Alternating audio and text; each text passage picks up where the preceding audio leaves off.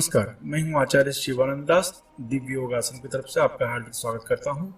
आज हम जानेंगे कि अश्विनी मुद्रा या वज्रली मुद्रा क्या होती है और इससे कैसे लाभ उठाया जा सकता है।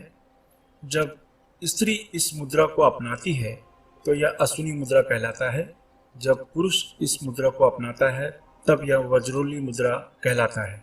यह शरीर के सप्त धातु को शरीर में ऊपर की तरफ खींचकर ओज बनाता है। इसी ओज से चेहरे पर चमक आती है और व्यक्ति का प्रभामंडल बढ़ता है। हम देवी देवता ऋषि मुनि के सिर के चारों तरफ जो चमकदार गोला देखते हैं वही प्रभामंडल कहलाता है। अब सबसे पहले हम इसके लाभ के बारे में जानेंगे। कोई भी व्यक्ति को साधना, व्रत, उपवास तथा पूजा में ब्रह्मचर्य का पालन करने के लिए कहा जाता है। लेकिन मनोविज्ञान में एक नियम है कि जब भी कोई व्यक्ति किसी चीज से जितना ही बचने की कोशिश करेगा उतना ही वह चीज उसे परेशान करेगी।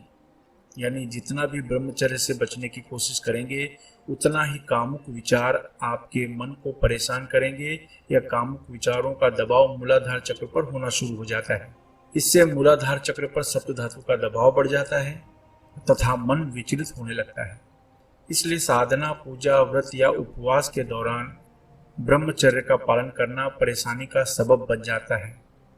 यहाँ आप शारीरिक रूप से अपने आप को बचा भी लें तब भी मानसिक रूप से ब्रह्मचर्य टूट जाता है। यहाँ पर सबसे बड़ी समस्या यही होती है। ऐसी अवस्था से बचने के लिए अश्विनी या वज्रली मुद्रा लगाई जाती है। इस मुद्रा से सप्तधातु ऊर्ध्वगामी होकर ऊपर की तरफ खींचकर ओज बनने लगता है और मूलाधार पर दबाव कम हो जाता है। इससे मन नियंत्रण में आने लगता है और ध्यान भटकता नहीं। अश्विनी मुद्रा या वज्रली मुद्रा विधि जानने के पहले हम जानेंगे इससे लाभ और इसके नियम की। इस मुद्रा से ब्रह्मचर्य पालन में मदद मिलती है। यह सप्त धातु को ओज में बदल देता है जिससे मूलाधार पर दबाव कम हो जाता है और कामुक विचार कम हो जाते हैं। इस मुद्रा को खड़े रहकर नहीं किया जा सकता। इस मुद्रा को लेटकर भी नहीं कर सकते। इस मुद्रा को किसी भी आसन में बैठकर या कुर्सी पर बैठकर किया जा सकता है। इस मुद्रा का उपयोग 14 वर्ष के बाद कोई भी कर सकता है। किसी भी प्रकार की साधना, व्रत, योग, पूजा, उपवास या किसी भी प्रकार का आध्यात्मिक अभ्यास समाप्त होने के बाद इस मुद्रा को अपनाना चाहिए। इस मुद्रा में 30 सेकंड से लेकर 1 मिनट तक का समय लगता है। इस मुद्रा से मूलाधार चक्र के आसपास का भाग चैतन्य होने लगता है तथा वहां की नकारात्मक ऊर्जा नष्ट होने लगती है। इस मुद्रा का उपयोग मन पर नियंत्रण पाने के लिए किया जाता है। अब हम जानेंगे अश्विनी मुद्रा या वज्रली मुद्रा की विधि को। यह बहुत ही आसान है।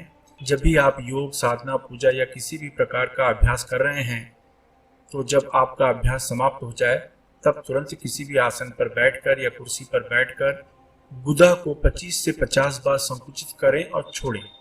ध्यान रखें, मैंने क्या कहा? गुदा को 25 से 50 बार संकुचित करें फिर छोड़ें। सिर्फ यही करना है। यह अभ्यास करने में 30 से 1 मिनट का ही सिर्फ समय लगेगा, इसके ऊपर नहीं। इस अभ्यास को जब स्त्री करती है तब इसे अश्विनी मुद्रा कहा जाता है। इस अभ्यास को जब पुरुष करता है तो इसे वज्रली मुद्रा कहा जाता है। बहुत ही आसान है। सिर्फ 25 से 50 बार गुदा को संकुचित करें और छोड़ें। सिर्फ इतना ही करना है। यही विधि, यही पद्धति अश्विनी मुद्रा या वज्रली मुद्रा कहलाई जाती है। जब यह मुद्रा अपना लेते हैं, कोई भी साधना के बाद जब यह मुद्रा का उपयोग करते हैं तो आपने जो भी साधना के दौरान अपने शरीर में ऊर्जा जमा की है, शक्ति जमा की है, यह ऊर्ध्वगामी होनी शुरू हो जाती है। इसका ओज बनना शुरू हो जाता है। इससे आपको जो भी आप साधना कर रहे हैं, पूजा कर रहे हैं, व्रत कर रहे हैं, उपवास कर रहे हैं या जो भी जिस भी प्रकार का आध्यात्मिक अभ्यास कर रहे हैं उसमें आपको सफलता मिलनी शुरू हो जाती है। इस तरीके से कम दिनों में, कम समय में आप साधना की ऊंचाइयों पर पहुंच सकते हैं।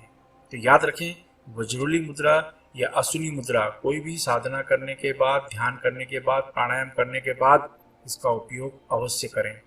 लोगों में आध्यात्मिक ज्ञान के प्रति जागरूक करने के लिए हमारी संस्था दिव्य योगाश्रम अलग अलग शहरों में कुंडलिनी ध्यान शिविर का आयोजन कर रही है।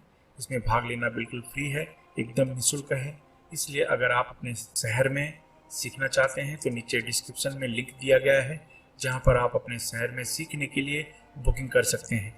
कम से कम 100 लोगों का नाम आने पर उस शहर में कुंडलिनी ध्यान का आयोजन किया जाएगा। मैं आशा करता हूं कि आप इस चैनल को सब्सक्राइब करके हमारे आध्यात्मिक परिवार में अवश्य शामिल होंगे।